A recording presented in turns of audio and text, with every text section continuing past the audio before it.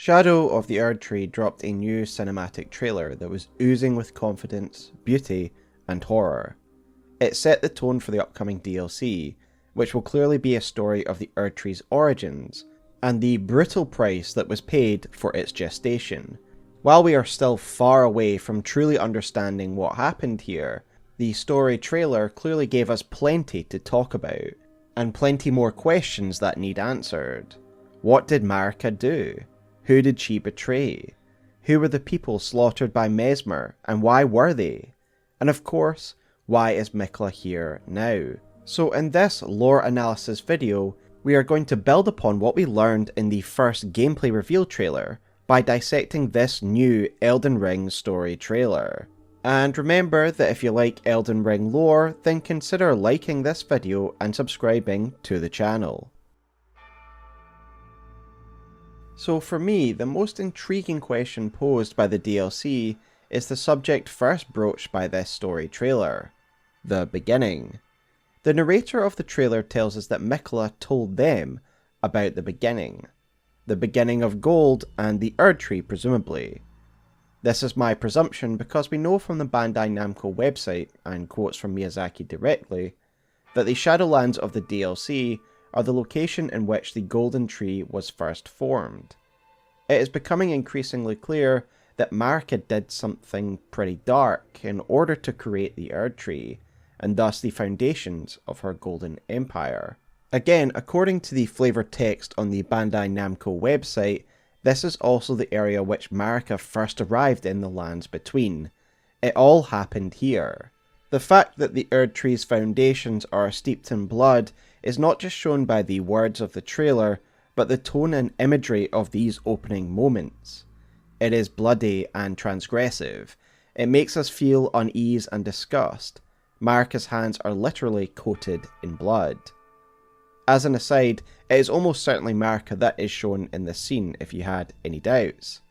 As highlighted in this image by Twitter user Zolewski2nd, the bangle on her wrist and the golden tie on her arm that we see in this trailer at different points match the jewellery of Marika that is shown in the base game's intro cinematic.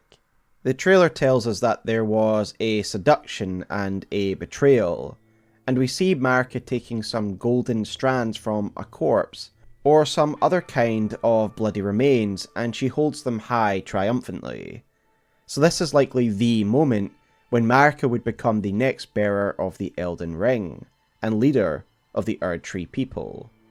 So to me it suggests that whoever Marika betrayed and stole this golden power from must have been the previous Elden Lord, or God, that she seduced and killed for their power. As I've discussed in numerous lore videos, we know that there were Elden Lords and Gods long before Marika was the god of the Erdtree era. Placidusax's remembrance tells us as much. He was the Elden Lord and consort to a god before the Erdtree was even a thing. I've also long pondered the idea that there may have been many Elden Lords in the interim period between Placidusax and Marika. For example, Elden John may well have been the Elden Lord or god of the ancient era.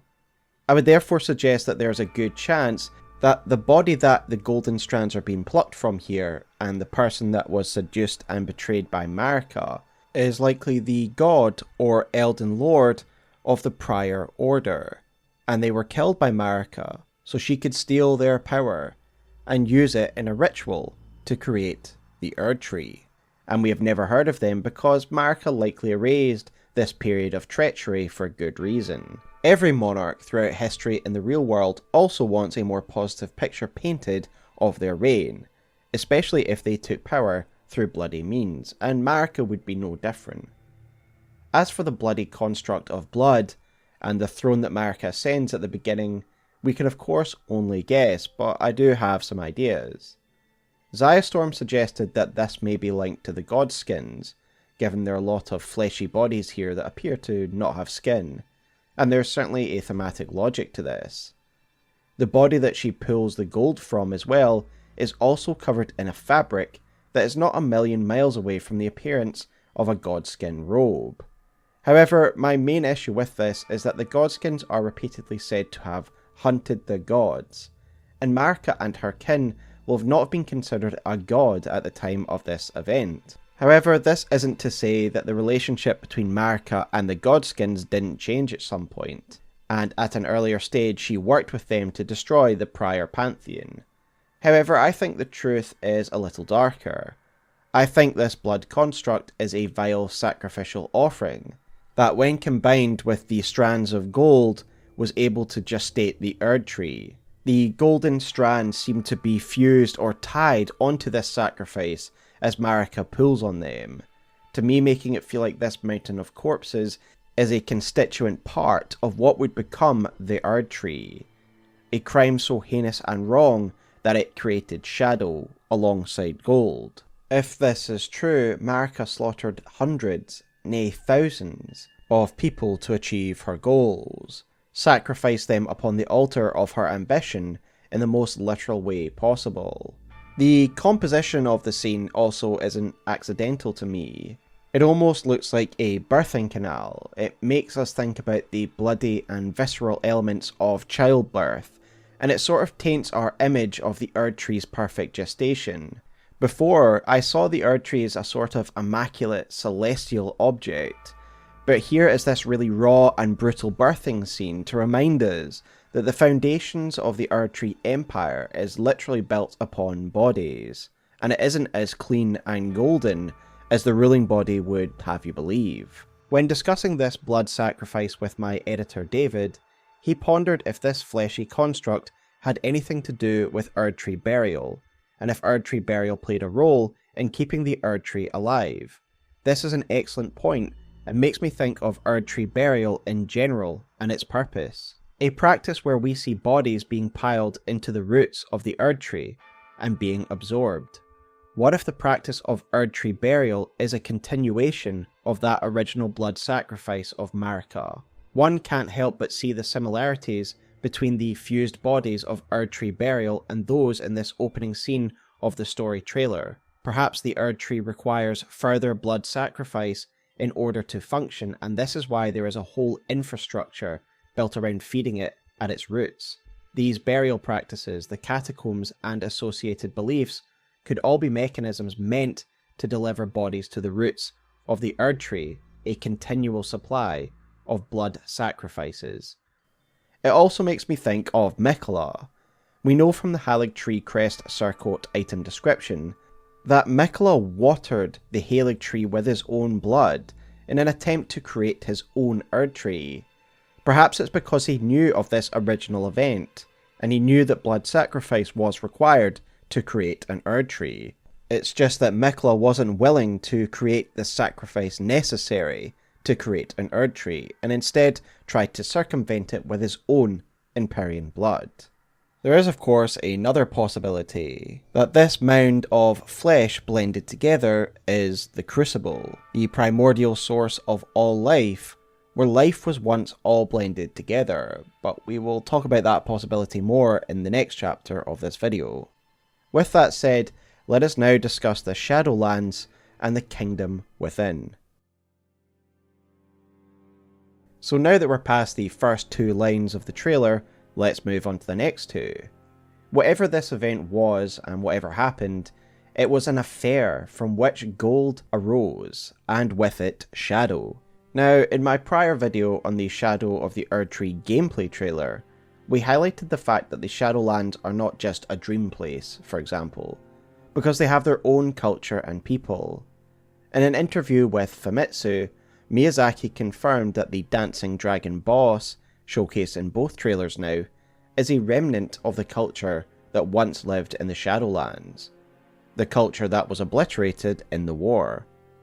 Underneath the dancing dragon is the Omen, identifiable in the gameplay trailer from their feet, which have a similar model to Margit, as well as the various Omen horns that we can see protruding from its body. This is of course the Lands Between version of the Chinese dancing dragon, in which multiple people would be underneath a sort of costume to mimic the movements of a dragon, and indeed it seems like there's more than one person underneath this dancing dragon. And so this was a society that was advanced enough that they'd had their own cultural practices and beliefs.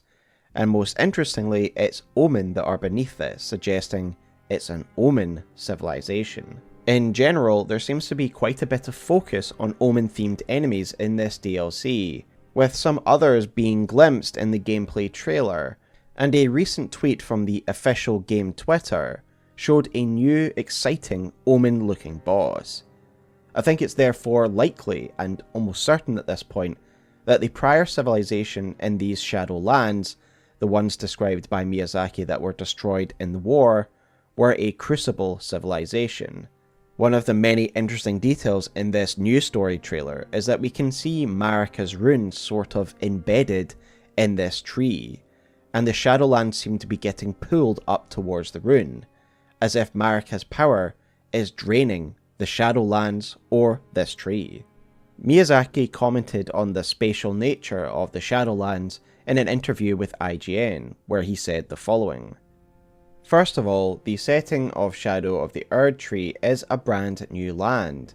It's a brand new map, separate from the lands between.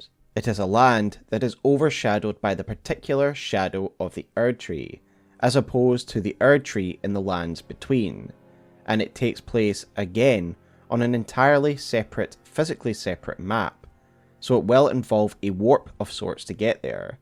In terms of setting and theme, it technically occupies the same space as the lands between, the same universe.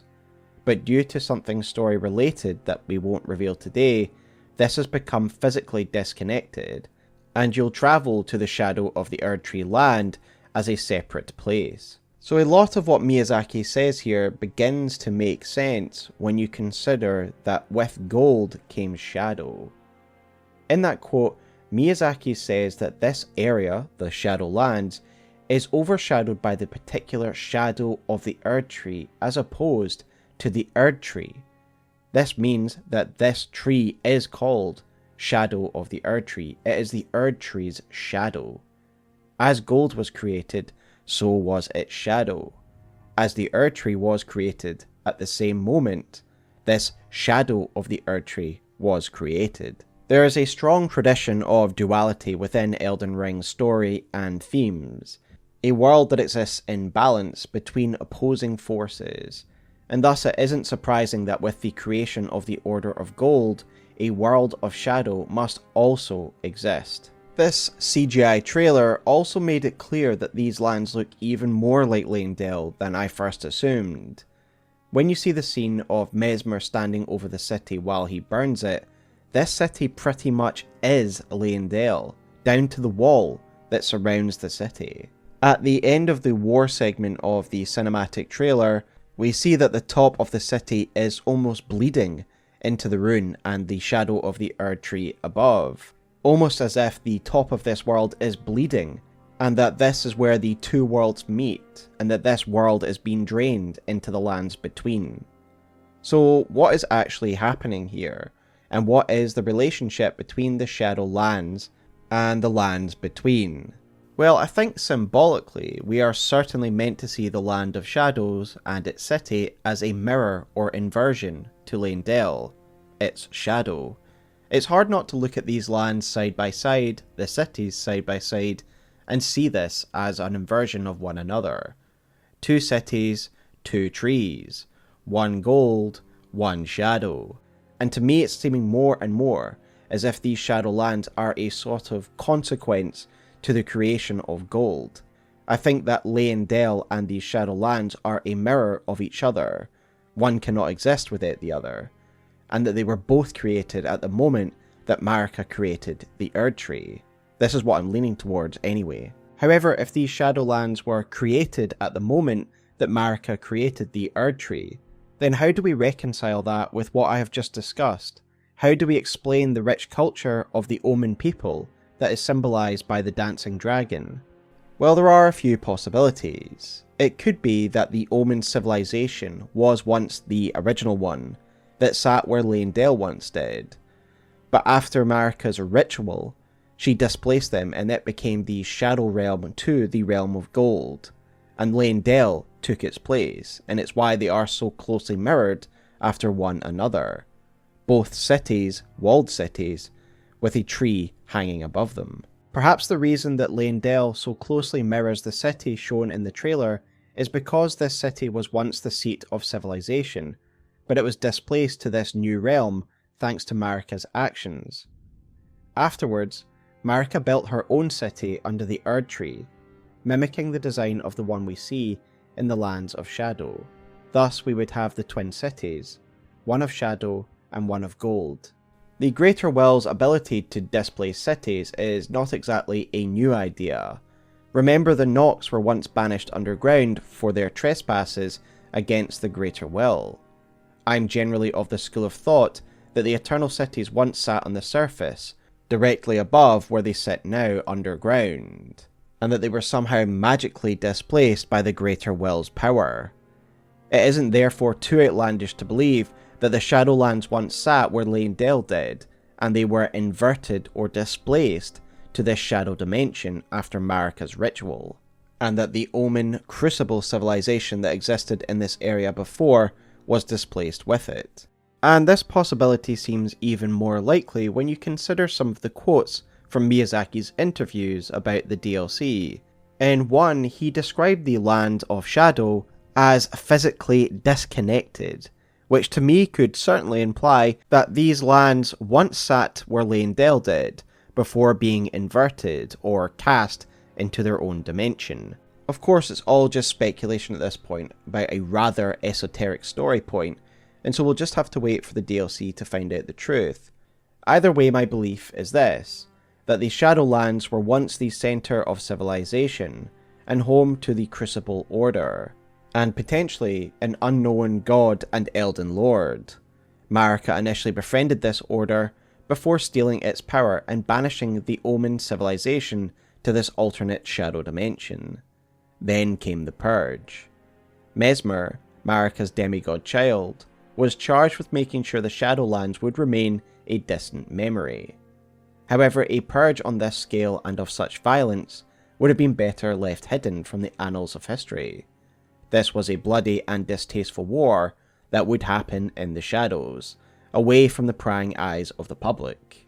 To reaffirm that it's a Omen civilization that is purged, we see the Lion Dancer briefly clash with Messmer. Again, reiterating the words of Miyazaki, these Lion Dancers are a remnant of a civilization that was destroyed in this war, and given they are Omens piloting this dragon underneath it, means this was an Omen civilization that has been destroyed in this story trailer.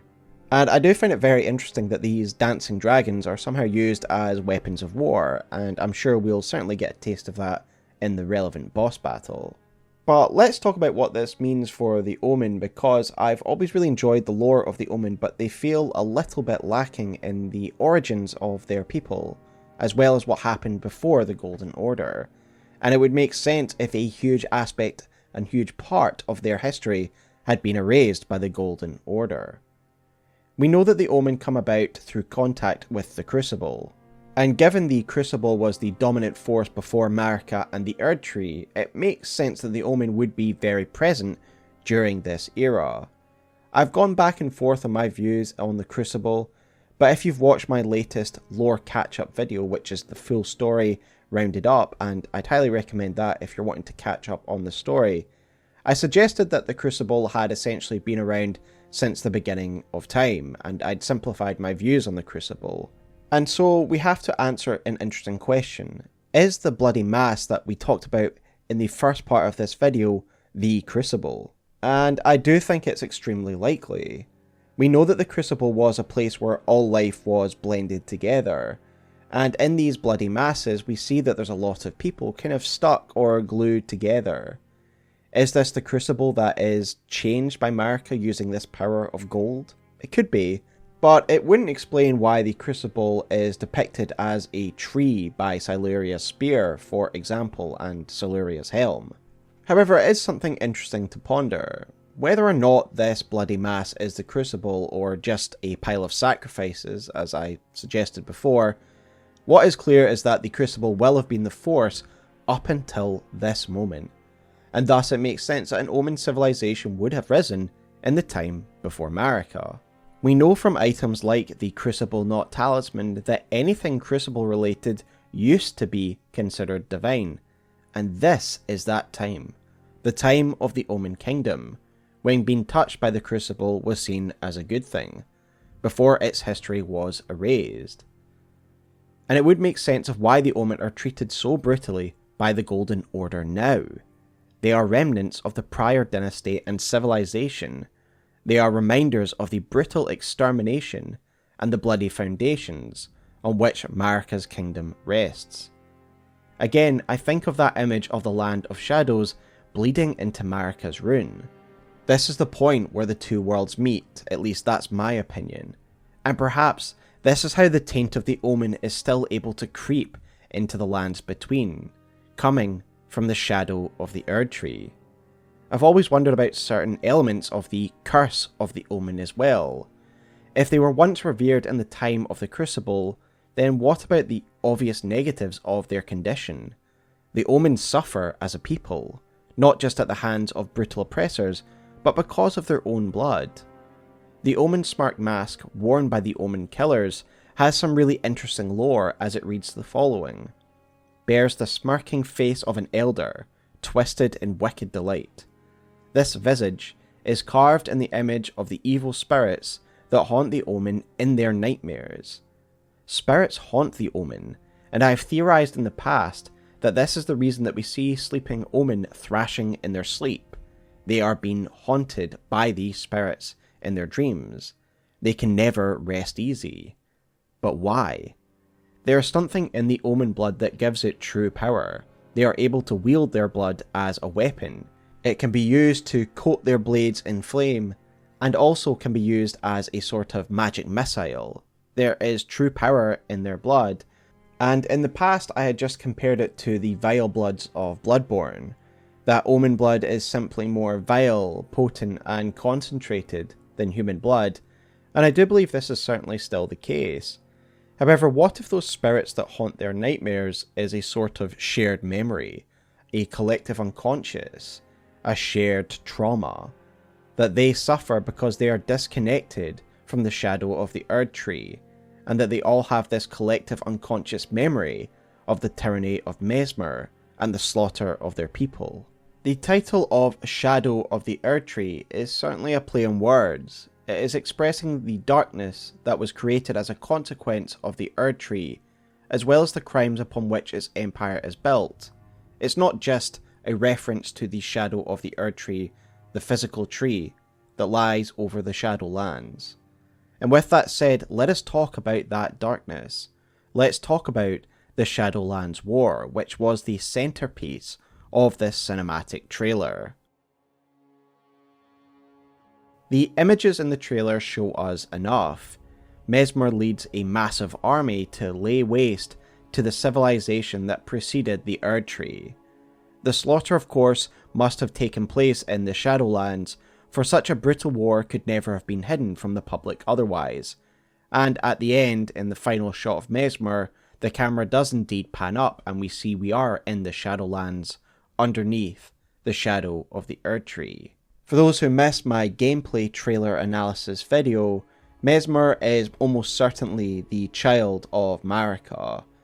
In an interview, Miyazaki refers to him as another demigod, and in Elden Ring the demigods are generally the children of Marika. Additionally, the dialogue from the gameplay trailer, Messmer refers to Mother, questioning whether the Tarnished are the right choice for the throne, and this mother therefore is most likely Queen Marika, meaning that Messmer is most likely perpetrating this slaughter on behalf of his mother. But why did it happen? Well, of course the main overarching reason is to secure Marika's power. If this kingdom was still powerful and was a remnant of the previous power, the Crucible, it could prove to be a threat to her power base. And as we know, the early days of the Erdtree were ones of war, where Marika and her consort Godfrey waged war against any potential rivals, including the Fire Giants. Does it not make sense that she would start with the extermination of the previous ruling order? The protection of the Erdtree incantation tells us that in the beginning, Everything was in opposition to the Erdtree, but through countless victories in war, it became the embodiment of order. Perhaps we now know why everything was in opposition to the Erdtree, because it basically supplanted an already existing order. Messmer's flame is impressive and draconic. In the shot of him standing over the city, he unleashes his flame, and it seems to snake around, as if it has sentience, as if it is mimicking a dragon or a snake. As I mentioned in my prior trailer video, he clearly has a draconic eye, and this is even clearer in this trailer, really reinforcing the potential that he was the first dragon heart cultist, devouring their hearts to steal their power, and unleashing it on a scale never seen by us before. As mentioned before in that prior trailer analysis video, Messmer's getup is very much like the Drake Knight set, and I think we are perhaps seeing the first dragon cultist, and that those who followed were inspired by the power he was able to attain through the vile act of eating dragon hearts. As with the first portion of the trailer, there is a real ominous vibe given off by this segment of the trailer. It is dark, brooding, bloody, and brutal. Unlike the War of the Shattering, there are no soldiers here with proud livery and banners. The soldiers here all wear cloaks and masks. They are executioners, undertaking a bloody task. There is no glory, and there is no honour here. As an aside, in a Twitter image that showed the Sins of War golem, which we will discuss shortly, we do also see a knight and a soldier following alongside it. These soldiers do line up with the forces that we see in the trailer, with dark armour and cloaks. Additionally, the knight that is on horseback in this image has a coat of arms on the horse's armour, that sort of look like a candlestick. Now, this livery doesn't match up with Messmer's coat of arms, as we see that clear as day on the Collector's Edition box. So what is this? The candlestick could match up with this character from the first trailer. Perhaps a saint who was also involved in the Purge? And perhaps that's the same saint that is shown in the painting from the gameplay reveal trailer, showing that this is an important character, who perhaps perpetrated the Purge alongside Messmer. Ultimately, I just think this is a special division or force, the Shadowland Brigade if you will, decked out in black to represent the Shadowlands and their dark duty. But let's talk about these wicker basket enemies that are also shown in the image, the Sins of War, that absolutely stole the show for me in the trailer. I love these scenes of them towering over the city and reducing it to ash. We do learn a little flavour about these enemies thanks to the aforementioned tweet that has their image. This image was accompanied by a quote that said, "The sordid sins of war still walk the realm of shadows, even as their victims search fruitlessly for recompense."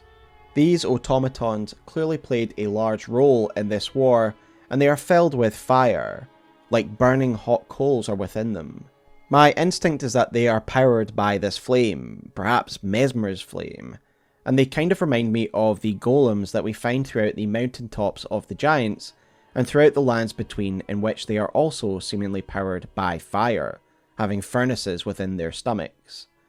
We know from the item description of the weapons dropped by these golems, the ones found in the base game, that they were created by a civilization now gone to ruin.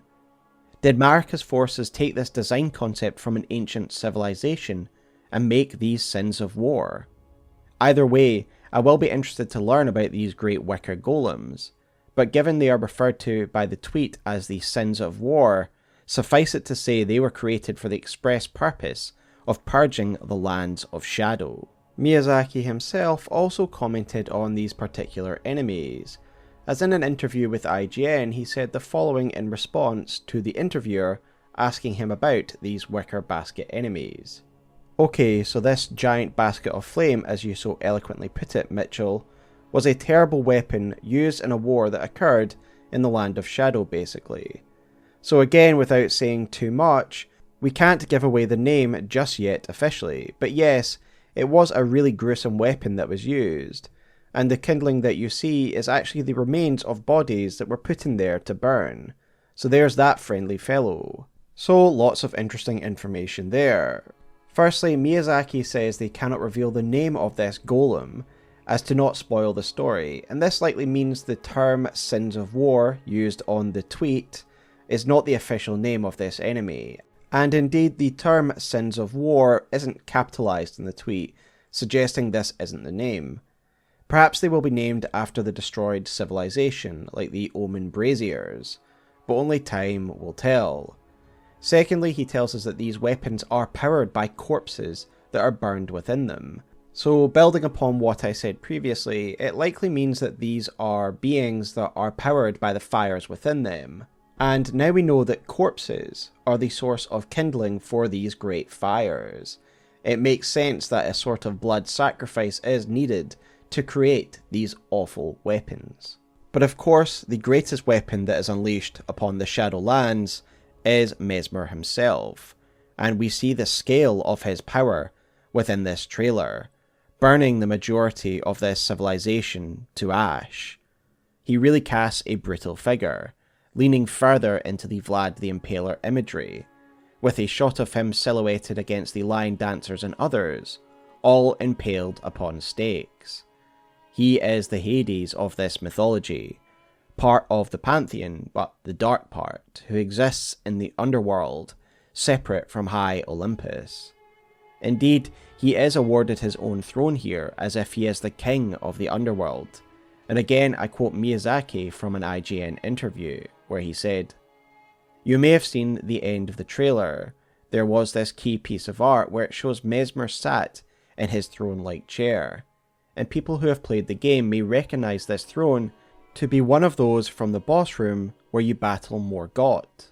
And this represents the thrones at the base of the Erdtree, and it's supposed to symbolise that Messmer stands on equal footing to these other demigods and children of Marika, who sat around in these thrones and held the rooms of the Erdtree. So he is an important figure who rivals these other demigods. And as you play the DLC, you will learn a little about why he isn't featured in the Legends of the Erdtree, the Lands Between. You realise why he exists in this shadow, the Land of Shadow. He is the Lord of the Lands of Shadow now, the tyrant who makes sure that these lands remain secure on behalf of Marika's regime.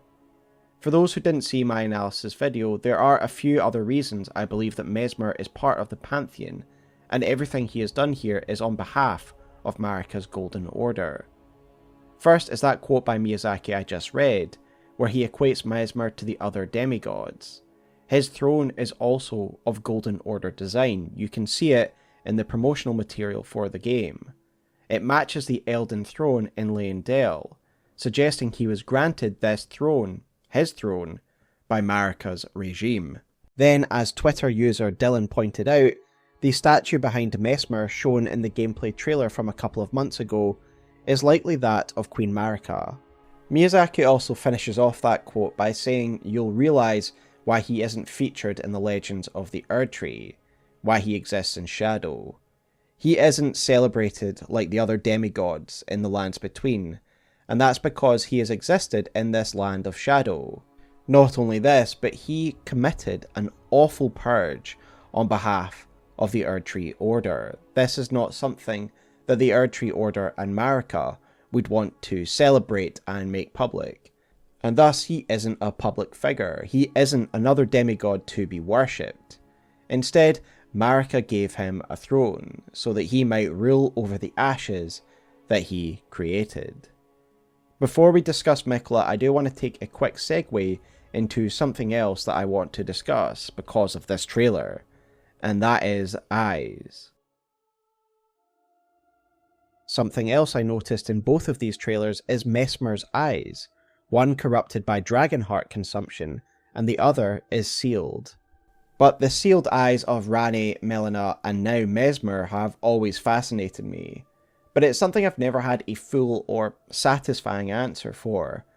I've always seen Melina's sealed eye opening during the Frenzied Flame ending as proof that she's the Gloam-Eyed Queen, not only because it is purple, i.e. gloam-coloured, but because this is the only scenario where she survives after the point that the Rune of Death is unsealed, and thus I think her eye is connected to its power. It is also unsealed as the Rune of Death is. However, this doesn't really explain why Ranni's eye is sealed. However, there is one thing that both Melina and Ranni share. They are both bodiless. And who else do we now know that is without a body? Miquella. Miquella gave up his very flesh in order to come to the Land of Shadows. In the announcement image for Shadow of the Erdtree, Miquella is shown riding Torrent.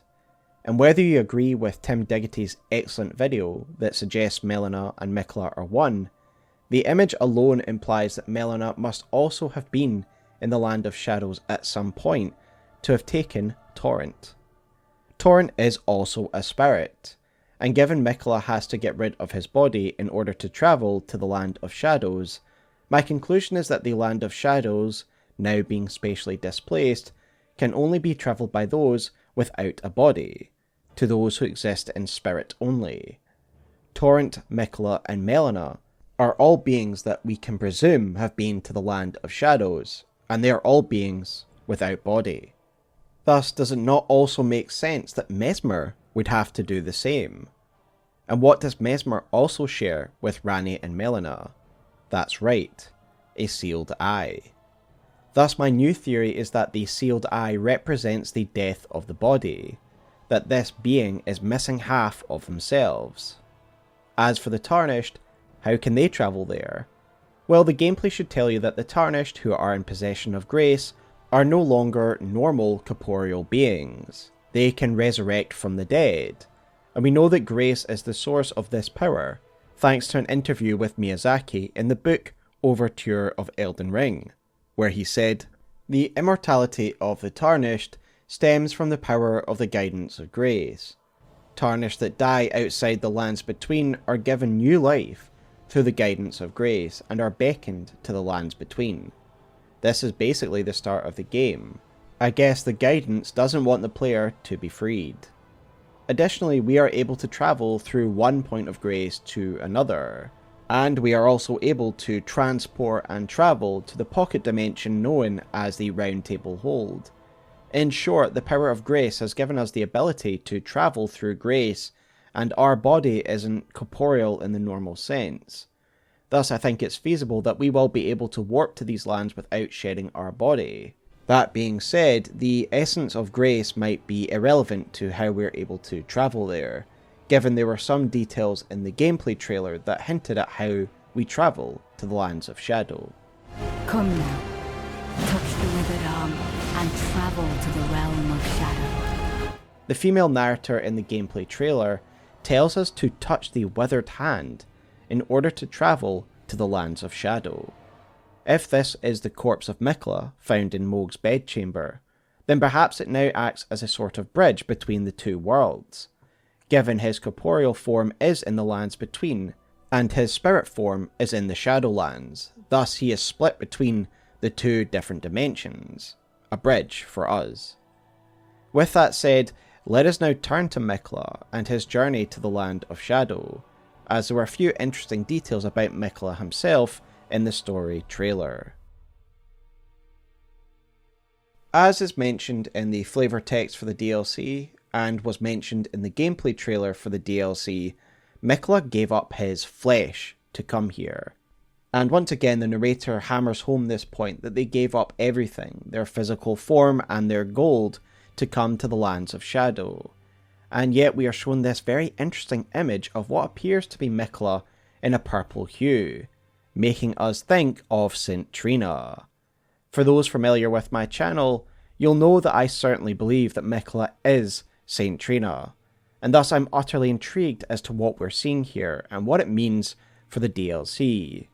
In the gameplay trailer, we also saw some things that well could be an allusion to St. Trina, mainly an unknown character sleeping repose among what appears to be St. Trina lilies. The imagery of St. Trina here is very interesting, as if she is falling through the void or something. I like the suggestion by Twitter user Maniceleste, that in the process of separating his spirit from his body, Miquella actually released the Centrina persona as their own separate entity. Centrina could be to Miquella what Radigan is to Marika, and if Miquella needed to pass to the Shadow Realm as a spirit alone, what happens to Centrina now that the body they share has been left behind? Additionally, we have to consider this narrator who is telling us all this massive exposition. Who is this? The odds-on chance is that it is a brand new character. They claim to be one of a number of people who have followed Miquella's trail here, seemingly speaking of him in kind words, perhaps a follower or a cult of his. And that certainly would be interesting, as we haven't met many followers of Miquella. We haven't met anyone that really knew him apart from Melania.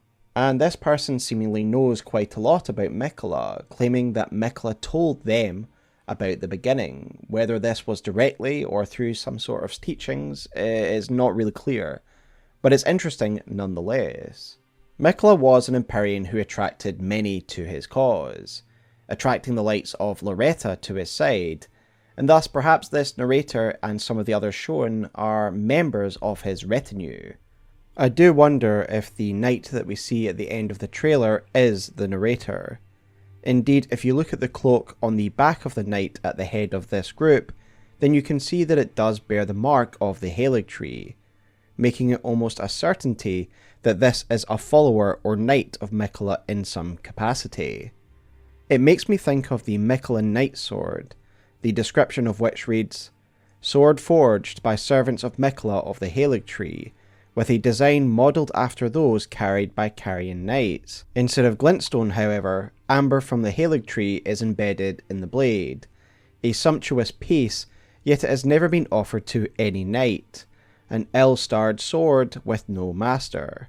Perhaps this warrior is the Miquella knight for which this sword was intended. And if this character is the narrator and they were a Miquella knight, it would explain why they know so much about Miquella and his thoughts. Only time will tell, of course. All these questions posed by the trailer and in this video will most likely be answered by the DLC. But anyway guys, that is my take now, my initial dissection of the trailer. And there are a lot of story elements discussed today, and if you're unfamiliar with some of the deeper lore, or maybe you're even new to Elden Ring, there are two videos I'd highly suggest next. First, my story summary video. That is my full story summary that is done in 2.5 hours, and that will give you all the main meat of the story that you need to go into the DLC with some confidence. However, Miquella of course is going to be a massive character in this DLC, and he's extremely complicated, and thus I'd highly recommend my Miquella lore summary video as well, that is meant to catch you up on everything Miquella before the DLC. But let me know your thoughts guys. This trailer was incredible, breathtaking, and genuinely one of the best trailers I've ever seen in my life, alongside the Armored Core 6 announcement trailer, and it just got me really excited. There's a lot of story details in here, but we don't really know the answers. A lot is still to be open to interpretation, and again we won't know it until we play the DLC. So this is just my interpretation at this time, given my knowledge and background with the game. And so I'd love to hear your thoughts in the comments below, where you agree with me, where you disagree with me, where you think there are some things that I missed. Please let me know. But until next time guys, I will see you in the lands of shadow. Take care and have a wonderful evening.